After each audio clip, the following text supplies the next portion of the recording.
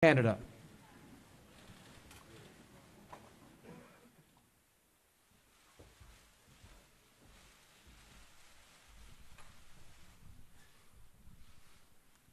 Thank you.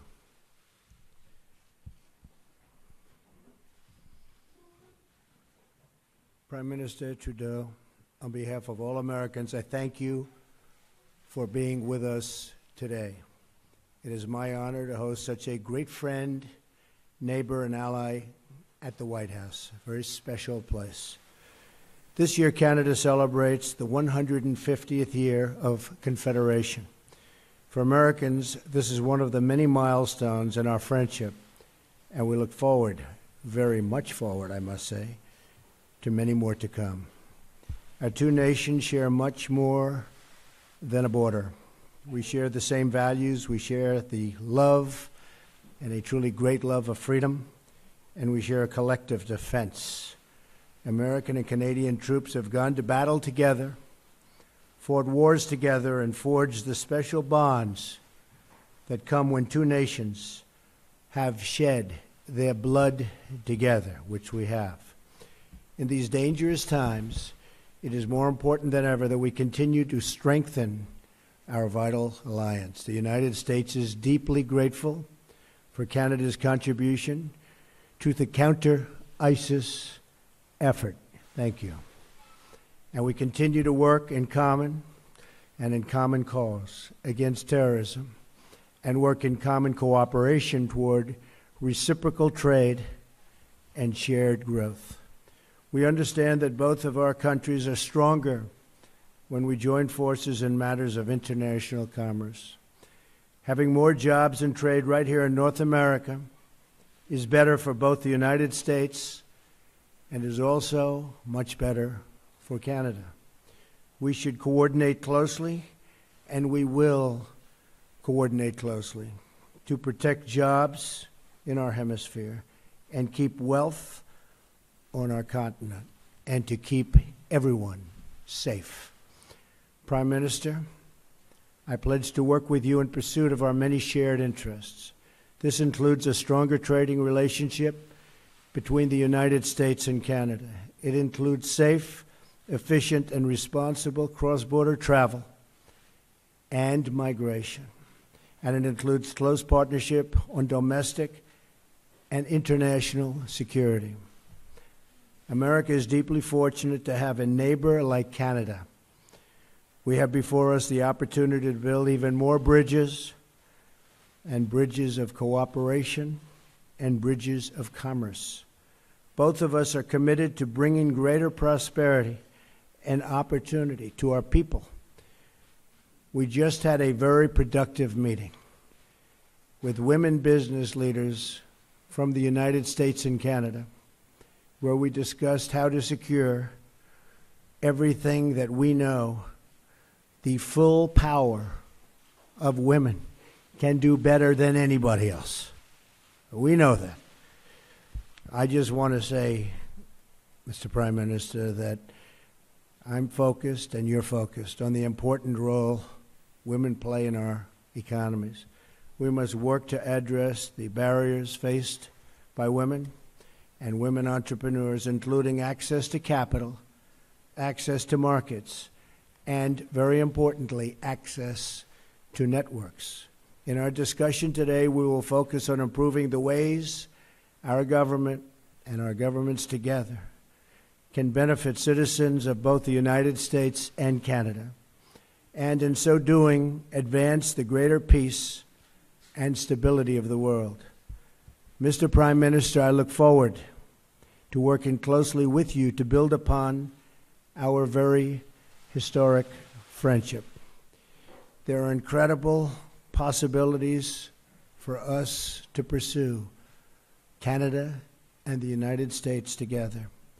Again, thank you for joining us, and I know our discussions will be very, very productive for the future of both countries. Mr. Prime Minister. Thank you, Mr. President. Good afternoon, everyone. Thank you very much for joining us. I'd first like to start by extending my sincere thanks to President Trump for inviting me down to Washington Any day I get to visit our southern neighbors is a good day in my books, particularly when it's so nice and warm compared to what it is back home. We are suffering under a significant winter storm that's hitting our Atlantic provinces particularly harsh, so I just want to send everyone back at home my thoughts as they shovel out and impress on everyone to stay safe. Le président et moi avons eu une première rencontre très productive. Have had a very Nous avons eu productive la first chance meeting today. d'apprendre We had the opportunity to get to know one another better, and more importantly, we had the opportunity to talk about the unique relationship between Canada and the United States. Citizens on both sides of the 49th parallel have understood that the bond between our nations is a special one. No other neighbors in the entire world are as fundamentally linked as we are. We've fought in conflict zones together, negotiated environmental treaties together, including 1991's historic air quality agreement, and we've entered into groundbreaking economic partnerships that have created good jobs for both of our peoples. Canadians and Americans alike share a common history, as well as people-to-people ties that make us completely and totally integrated. Our workers are connected by trade, transportation, and cross-border commerce. Our communities rely on each other for security, stability, and economic prosperity. Our families have long lived together and worked together. We know that more often than not, our victories are shared. And just as we celebrate together, so too do we suffer loss and heartbreak together. Through it all, the foundational pillar on which our relationship is built is one of mutual respect. And that's a good thing, because as we know, relationships between neighbors are pretty complex, and we won't always agree on everything. But because of our deep, abiding respect for one another, we're able to successfully navigate those complexities and still remain the closest of allies and friends. Make no mistake, at the end of the day, Canada and the U.S. will always remain each other's most essential partner. And today's conversations have served to reinforce how important that is for both Canadians and Americans. As we know, 35 U.S. states list Canada as their largest export market, and our economies benefit from the over $2 billion in two-way trade that takes place every single day. Millions of good middle-class jobs on both sides of the border depend on this crucial partnership. Maintaining strong economic ties is vital to our mutual success, and we're going to continue to work closely together over the coming years so that Canadian and American families can get ahead. Comme nous le savons, le Canada représente le plus grand. As we know, 35 U.S. states list Canada as their largest export market, and our economies benefit from the over $2 billion in two-way trade that takes place every single day. Millions of good middle-class jobs on both sides of the border depend on this crucial partnership. Maintaining strong economic ties is vital to our mutual success, and we're going to continue to work closely together over the coming years so that Canadian and American families can get ahead. I'd like to highlight a few topics that President Trump and I discussed today. At the end of the day, the President and I share a common goal. We both want to make sure that hardworking folks can go to work at a good job, put food on the table for their families, and save up to take a vacation every once in a while. That's what we're trying to do here. Today, we reiterated that our nations are committed to collaborating on energy infrastructure projects that will create jobs while respecting the environment. And as we know, investing in infrastructure is a great way to create the kind of economic growth that our countries so desperately need. In that same vein, we know that ensuring equal opportunities for women in the workforce is essential for growing the economy and maintaining American and Canadian competitiveness on the world stage. As such, the President and I have agreed to the creation of the Canada-United States Council for Advancement of Women Entrepreneurs and Business Leaders. This initiative is more than just about dollars and cents.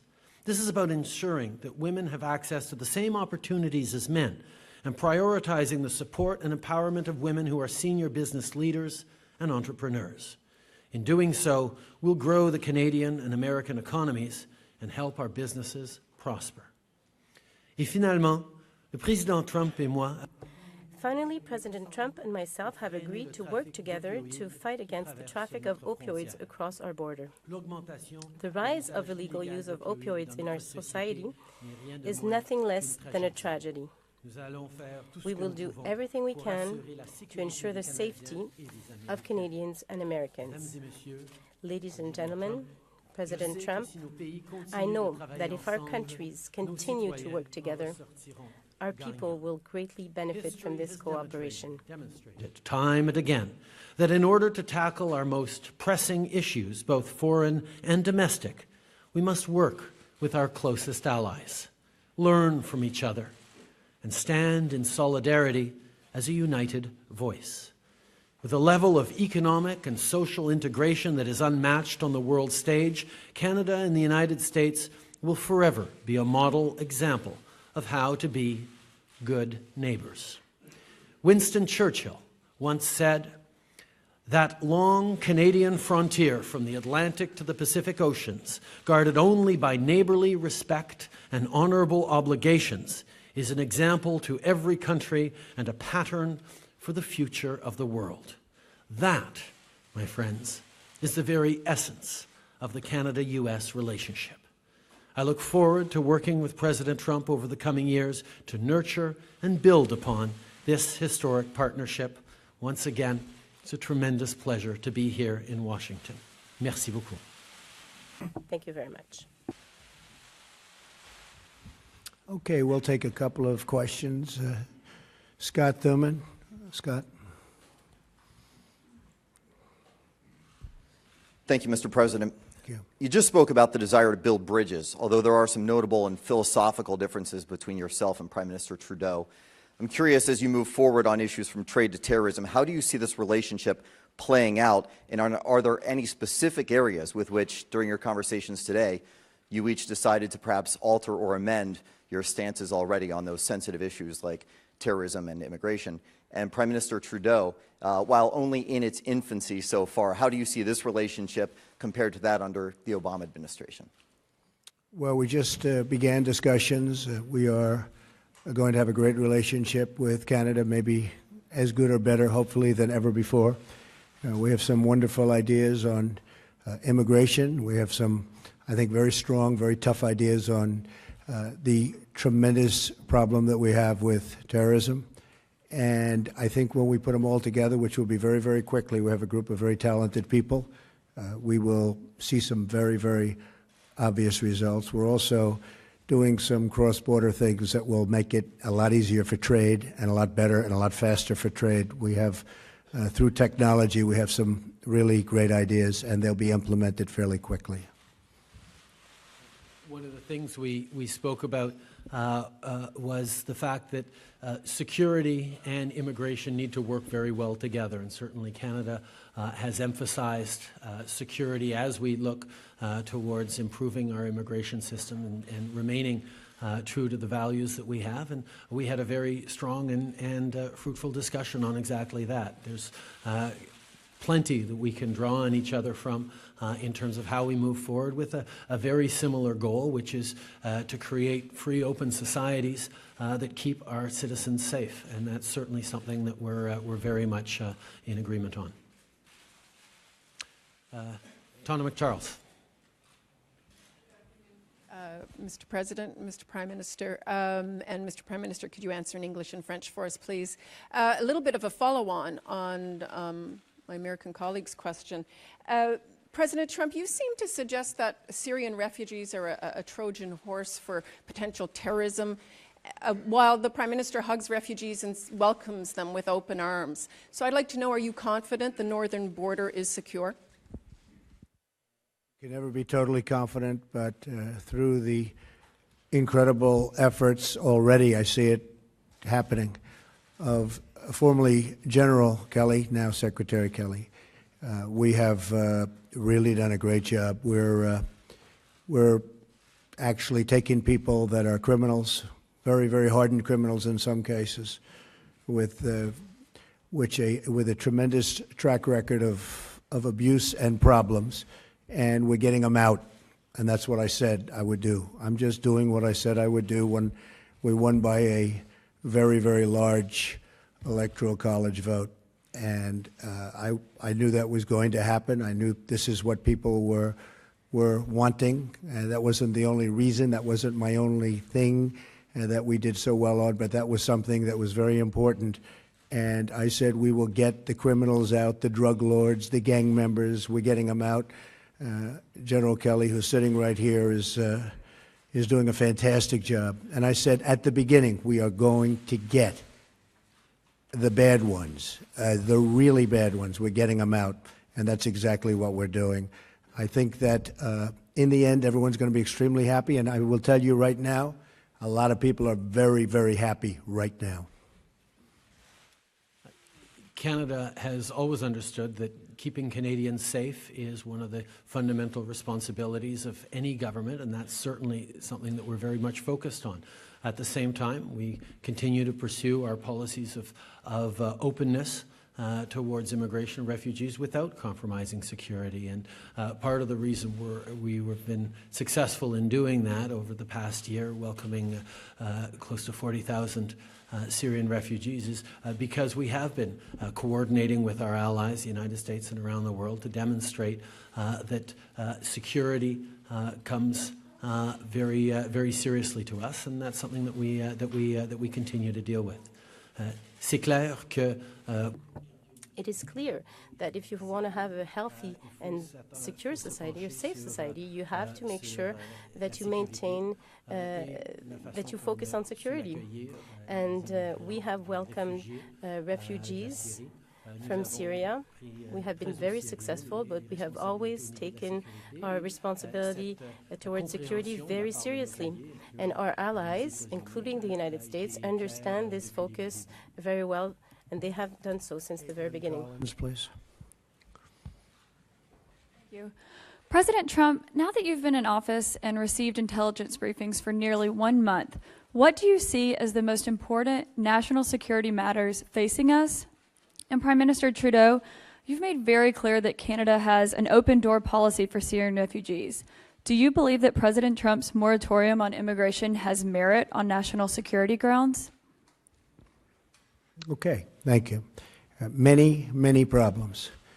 When I was campaigning, I said, it's not a good situation. Now that I see it, including with our intelligence briefings, we have problems that a lot of people have no idea how bad they are, how serious they are. Not only internationally, but when you come right here. I mean, obviously, North Korea is a big, big problem, and we will deal with that very strongly. We have problems all over the Middle East. We have problems just about every corner of the globe, no matter where you look. I had a great meeting this weekend with Prime Minister Abe of Japan and got to know each other very, very well. Extended weekend, really. We were with each other for long periods of time, and our staffs and representatives. But on the home front, we have to create borders. We have to let people that can love our country in, and I want to do that. We want to have a big, beautiful, open door, and we want people to come in and come in our country. But we cannot let the wrong people in, and I will not allow that to happen during this administration.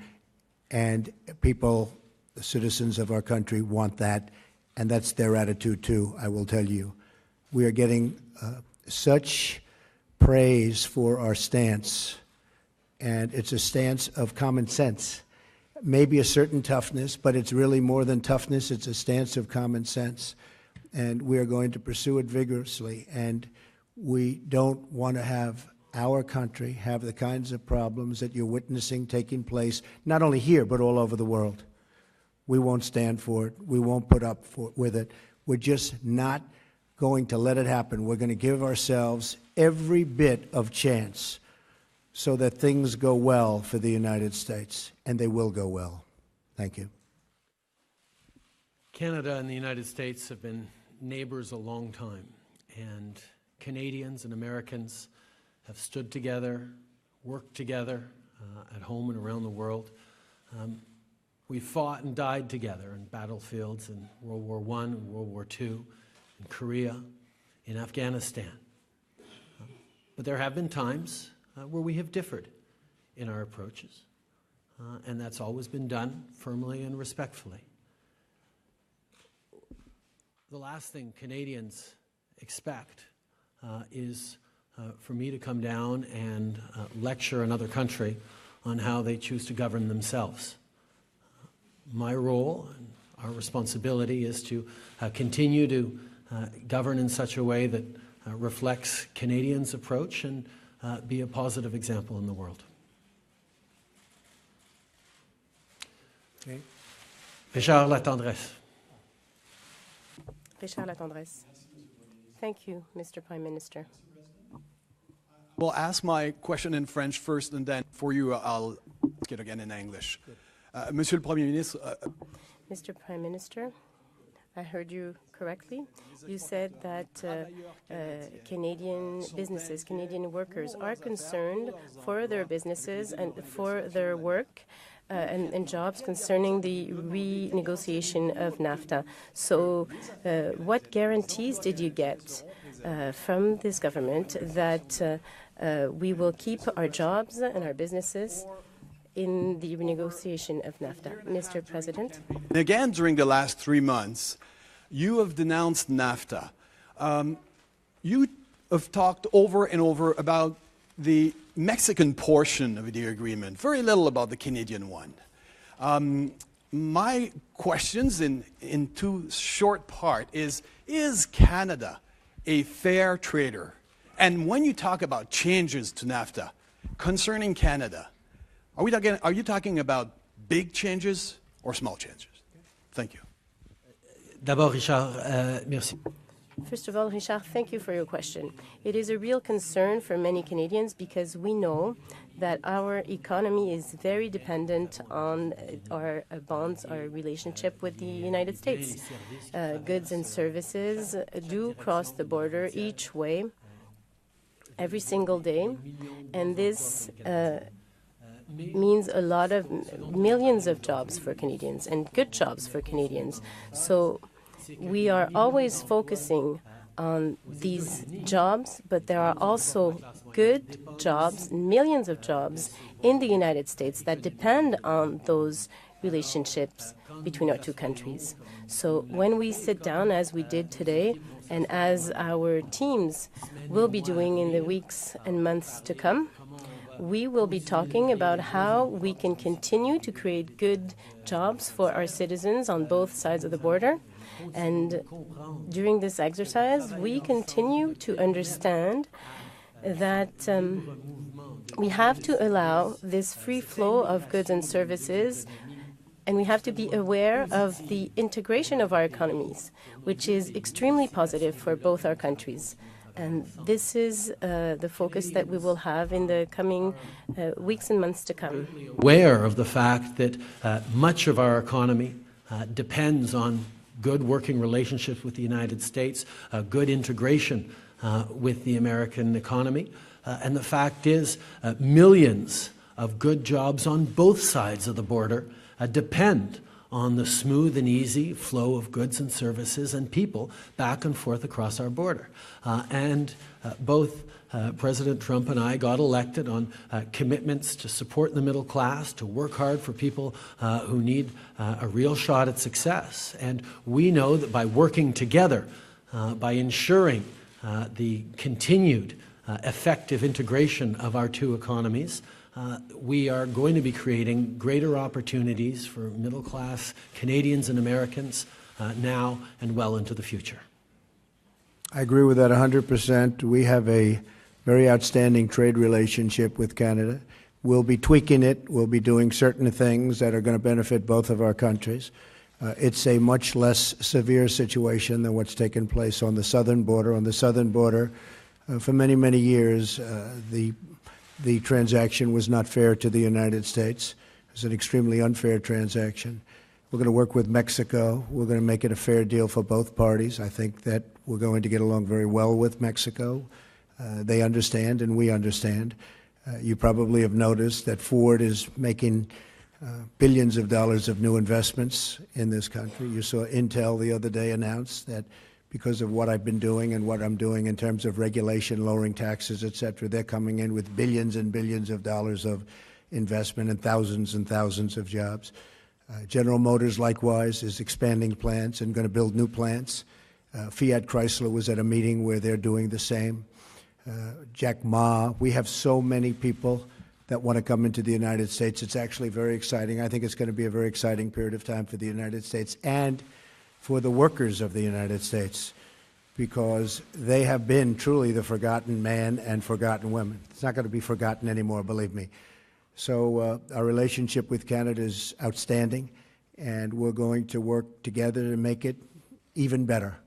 And as far as the southern border is concerned, we're going to get that worked out. We're going to make it fair, but we are going to make it so that everybody is happy. It's very important to me. Thank you. Thank you very much. Thank you, ladies and gentlemen. Thank you very much.